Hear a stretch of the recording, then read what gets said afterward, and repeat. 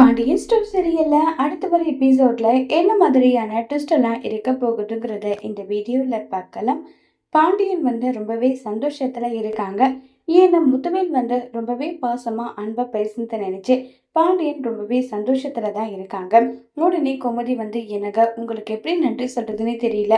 என்னுடைய அண்ணா கிட்ட போயிட்டு நான் பேசிட்டு வந்த அப்புறம் என் மனசு ரொம்பவே லேசா இருக்கு நல்லா சொல்லி ஃபீல் பண்ணி பேசிட்டு இருக்காங்க.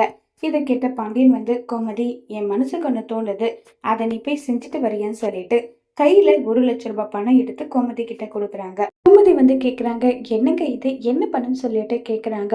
உடனே பாண்டியன் இல்ல, மயிலோட பிரசவத்துக்கு தேவையான பணம் இது, 1,00,000 இதுல வச்சிருக்கேன், இன்னும் பணம் தேவைன்னா கூட தயங்காம கேட்க சொல்லி பணத்தை போய் கொடுத்துட்டு வந்துடுன்றாங்க. ஏங்க எதுக்காகங்க இந்த வேலை? கோமதி சொன்னா கேளு, நம்ம கடமை எதுவோ அதை நம்ம செய்யணும்னு நான் நினைக்கிறேன், நீ செஞ்சுட்டு வான்னு சொல்றாங்க. உடனே நம்ம கோமதியும் எந்த மறுப்பும் சொல்லாம அங்கிருந்து கிளம்பி போறாங்க. நேரா மயிலோட வீட்டுக்கு போறாங்க. அங்க போனா பாக்கியம் மட்டும்தான் இருக்காங்க. என்ன உங்க இஷ்டத்துக்கு ஏதோ கதவு திறந்தா வருமாமே உள்ள, அந்த மாதிரி வந்துட்டு இருக்கீங்க, என்ன விஷயம்ன்றாங்க. இதுல மயிலோட பிரசவத்துக்கு ஏத்த பணம் இருக்கு, இந்த பணத்தை வச்சுக்கோங்க, எப்ப உங்களுக்கு பணம் தேவைப்பட்டாலும் நீங்க எங்க கிட்ட தாராளமா கேட்கலாம், அதை சொல்லிட்டு போலதான் நான் கிளம்புறேன்னு சொல்லிட்டு கோமதி பாட்டுக்கு கிளம்பி போறாங்க. இது தூரத்துல இருந்து மயிலு பாக்குறாங்க. அம்மா என்னம்மா அத்தை வீட்டுக்கு வந்துட்டு போறாங்க, என்ன விஷயமா சொல்லுமான்னு சொல்லி கேக்குறாங்க. அதெல்லாம் ஒண்ணும் இல்லைன்றாங்க.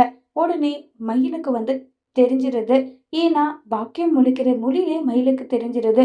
அம்மா பின்னாடி என்ன மறைச்சிட்டு இருக்க, காட்டுமா காட்டுன்றாங்க. பணம் இருக்கு. இதை பார்த்ததுமே மயிலுக்கு பயங்கர ஷாக் ஆகுது. என்னம்மா என்னுடைய மாமியார் பணத்தை கொடுத்துட்டு போனாங்களா, சொல்லுமான்னு சொல்லி கேக்குறாங்க. ஆமாண்டி, உன் பிரசவத்துக்கு செலவுக்கு கொடுத்துட்டு போயிருக்காங்க, என்னதான் இருந்தாலும் அது அவங்க வீட்டு வாரிசு இல்ல, அதுக்காக பணம் கொடுத்துக்கிறாங்க, அதை வாங்கி வச்சுக்கலான்றாங்க. முதல்ல அந்த பணத்தை குடும்பம் சொல்றேன் இல்லைன்னு சொல்லிட்டு மயிலு பணத்தை நேரம் வாங்கிட்டு நேரம் கோமதியோட வீட்டுக்கு போறாங்க. டோரை தட்டுறாங்க. உடனே அந்த இடத்துல கோமதியும் அதே மாதிரி நம்ம ராஜி அதே மாதிரி அரசி 3 பேரும் இருக்காங்க. இந்த பணத்தை கொடுத்துட்டு போலாம் தான் வந்தேன், என் குழந்தைக்கு நான் இருக்கேன், என்னுடைய குழந்தைக்கு உங்க உதவி தேவையில்லை, நான் என் குழந்தைய பார்த்துப்பேன்னு சொல்லிட்டு பணத்தை கொடுத்துட்டு மயிலு அங்கிருந்து கிளம்பி போறாங்க. அதோட இந்த பிரேமாவை முடிச்சிருக்காங்க.